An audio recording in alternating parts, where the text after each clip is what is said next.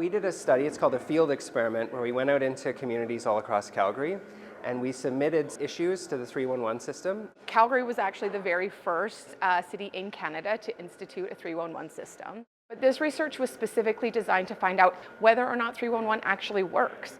They had to identify 2 issues that were the same type in the same community and then randomly select one of those issues to be submitted and the other not to be submitted.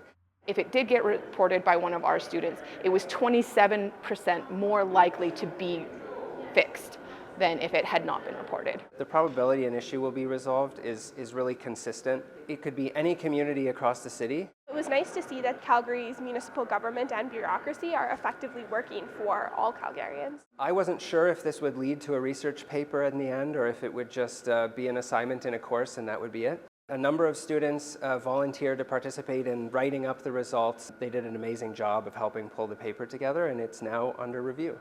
I just thought I was taking a class on city government, so super excited to see that the work that we did in this class is actually being shared and it's impacting people. I was interested in, again, sort of that human behavior aspect of how people are interacting with their government, which is why the 311 project was right in my area of interest. I think that one thing I learned from this is that if there's an issue in my local community that I want to see addressed, it's worth it to submit it to 311.